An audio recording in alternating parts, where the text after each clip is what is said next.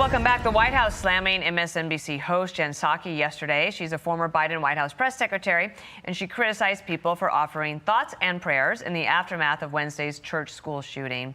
Here is current press secretary Karoline Leavitt's response. I saw the comments of my predecessor, Ms. Psaki, and frankly, I think they're incredibly insensitive and disrespectful to the tens of millions of Americans of faith across this country who believe in the power of prayer. It's disrespectful to the millions of Americans of faith. And I would encourage Ms. Psaki to pray for these families themselves who need it right now more than ever. And we want to bring in Speaker of the House, Mike Johnson. Thanks for being here on set. That's a treat for us, indeed. Jen Psaki addressed this last night on her show. Let's watch. People in power, like, say, people in the White House, who are using their platforms to do anything other than call for action for sensible gun safety measures. They're doing anything else, like attacking me, which is a waste of time. They're doing anything but saying what should be done to help prevent tragedies like the shooting in Minneapolis. And because they're not doing that, frankly, they're not doing enough. And people shouldn't accept they're doing enough. Jen Psaki is facing backlash after her comments about thoughts and prayers following the Minneapolis school shooting. The White House, Speaker Mike Johnson, and even Gov. Newsom are all weighing in. Let's break down what happened. I'll get your thoughts. I know that prayer is an important part of your life and your thinking this morning. Well, it's incredible to me that Jen Psaki and Gavin Newsom and others would attack religion, diminish the faith of millions of Americans at a time of such great tragedy. There are a lot of common sense solutions, things that can be done to protect children at schools and in churches that do not involve taking away the constitutional rights of law-abiding American citizens. This is not a time to politicize these issues. We mourn for the families, the community that's affected there.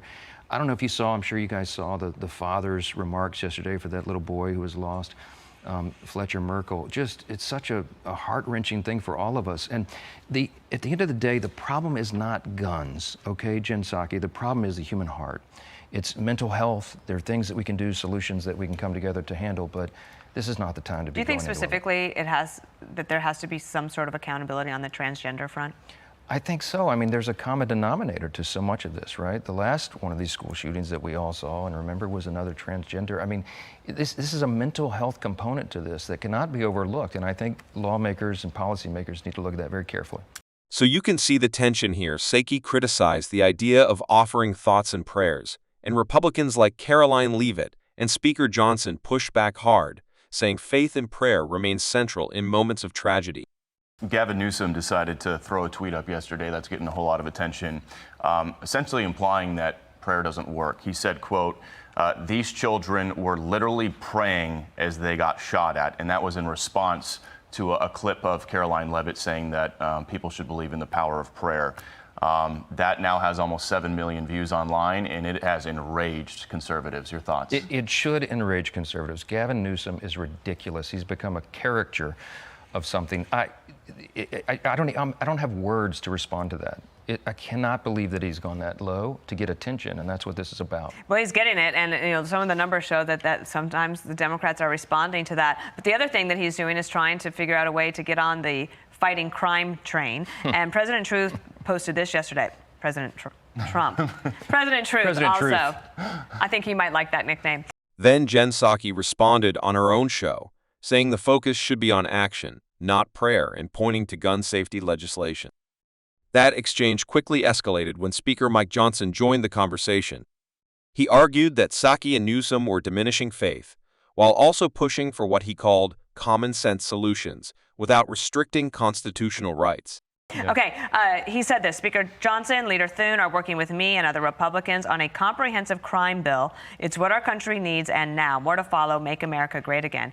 You know, I'm old enough to remember 1996 and the crime bill then that Bill Clinton pushed through. Is this a real possibility, and what would the broad parameters include? It is a very real possibility. We cannot allow crime to destroy our great American cities, and it begins with the nation's capital. We have to end the crime wave. We have to clean up the city. We've got to make it beautiful again, because we are the shining city on a hill, and our capital should reflect that. The President's instincts are exactly right. We're working together. We're going to be bringing legislation to the floor in the next few weeks to address that issue first, that city.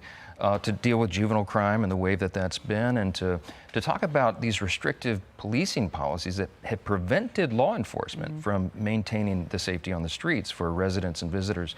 So there'll be a lot coming forward. Do you think that you can get a bill to pass that would provide more funding to continue the National Guard presence in D.C.? Listen, I'm all for it. I told the president, and yesterday morning we talked about this, and I said, we will give you the resources and the authority necessary to complete this job because it is wildly popular. You've seen the Democrat mayor of D.C. came out and said, thank you for the reinforcements.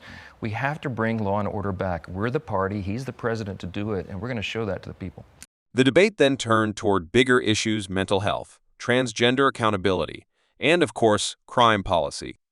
That's when Trump's push for a new crime bill entered the spotlight. From prayer V's, policy, to crime bills, and even the role of the National Guard, this debate touched almost every hot-button issue in American politics today. Not to give you a Gavin Newsom doubleheader, but he name-dropped you personally yesterday, essentially trying to say that crime is worse in Louisiana than it is in California. Take a listen. We'll get your thoughts. If he is to invest in crime suppression, I hope the President of the United States would look at the facts. Just consider Speaker Johnson's state and district. Just look at the murder rate. That's nearly 4 times higher than Californians in Louisiana. Have at it.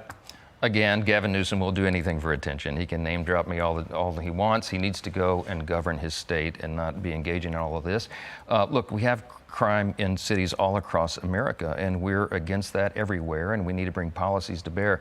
My hometown of Shreveport has done a great job of reducing crime gradually.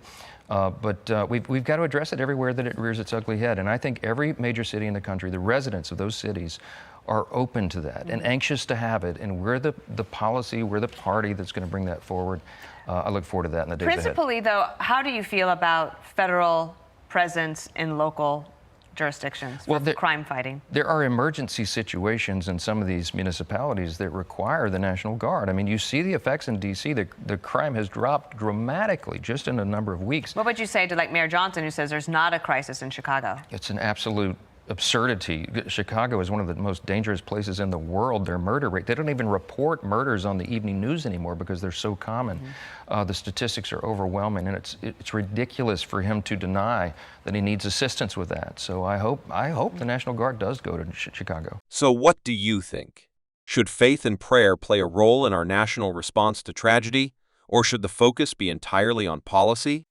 Drop your thoughts in the comments below, and don't forget to like, share, and subscribe for more updates.